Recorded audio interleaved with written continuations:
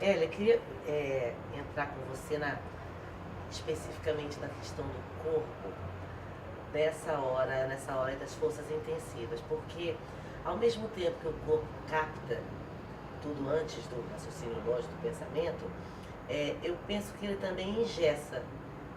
Muitas vezes eu vejo os corpos engessados num formato estabelecido social, pela sociedade, pela família, e ele está ali, inclusive, rígido, falando de articulação, de musculatura, etc. Como é que você pensa que a gente consegue trazer esse corpo, fora todos esses exercícios que a gente conhece, que estão aí sendo estudados e elaborados para ajudar? Como é que você vê essa história do corpo Então, sendo engessado por esse formato social? Então, isso é uma questão que está super ligada a tudo que eu estou pensando, a tudo que eu estou falando aqui. Na verdade, a grande percepção, né, de que é esse corpo reduzido, né, na sua manifestação sensível que vai sustentar o pensamento vazio, o pensamento que é repetição. Por exemplo, isso, a Hannah Arendt percebeu isso claramente no julgamento do Eichmann, quando ela diz que descobriu que ele não fazia porque ele era mau, ele fazia porque ele não pensava, ele simplesmente reproduzia o que diziam para ele fazer. Então, o sujeito alienado, que é o sujeito moderno, que a gente está falando aqui, o sujeito contemporâneo, o sujeito alienado, ele está alienado do quê? Desse campo sensível do corpo dele. Porque o corpo virou um muro, bate e volta. Ele não deixa chegar, né? As pessoas passam pela rua com o cara jogado, ferido, pisam em cima dele se puder. Quer dizer, o nível de sofisticação da violência chegou a tal medida porque o corpo está fechado à sensibilidade. Lydia Clark, quando propôs os objetos relacionais, ela propôs justamente porque ela percebeu que as pessoas que iam ver as manifestações artísticas não conseguiam mais sentir o que estavam vendo, mas iam já com as definições que já estavam dadas pelas curadorias. Aquilo é belo, aquilo é... Então as pessoas precisavam acordar esse corpo. E o trabalho da Lydia Clark foi possibilitar esse corpo, né, se sensibilizar, voltar a se sensibilizar.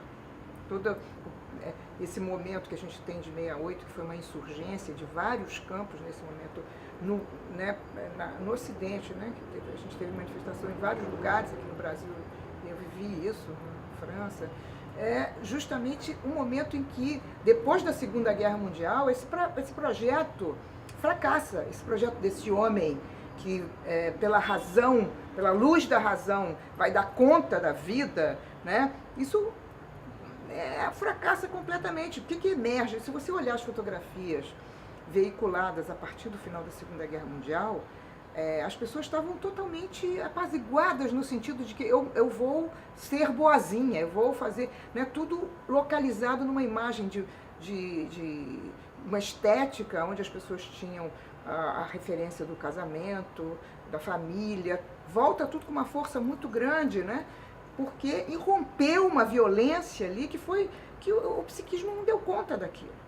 Tanto que você tem muitas coisas que vieram, estudos e pensar o que significou esse paroxismo, né, que houve da violência na Segunda Guerra Mundial, né, da destruição da vida. Né?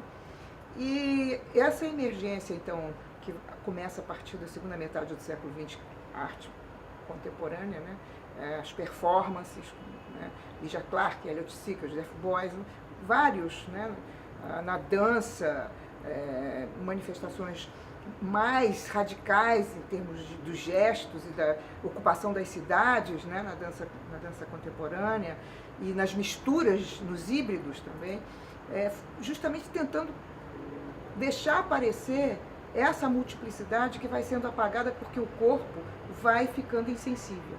Né? Foi se tornando insensível na medida em que o privilégio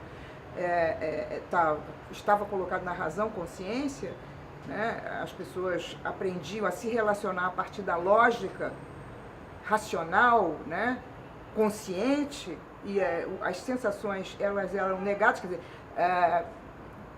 você separou o dizer do sentir, você passa a dizer aquilo que o outro quer ouvir, não aquilo que você está sentindo. Isso foi construído desde da Grécia para cá, depois né? Todo o pensamento ocidental ele é organizado por essa dissociação, né? Onde a representação toma de assalto a forma da existência e se transforma na grande produção hegemônica que chega ao paroxismo na Segunda Guerra Mundial, onde populações inteiras são dizimadas porque não seguem um modelo de estético, né? Que era o modelo que o Hitler achava que deveria vigorar. O Hitler e todo o povo, né? Que fez uma aliança com ele. Então, claro que o Hitler também é expressão de muitas forças, né? Não é o Hitler separado de todo um campo. Então, o que acontece é que há, na segunda metade do século XX, uma emergência, né, de movimentos que vão se manifestar em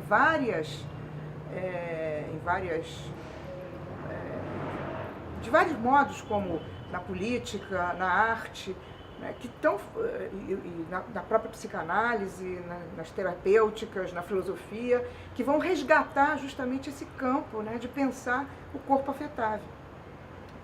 Desde Spinoza isso já está colocado, desde os estoicos, né? Então isso é retomado com força na segunda metade do século XX.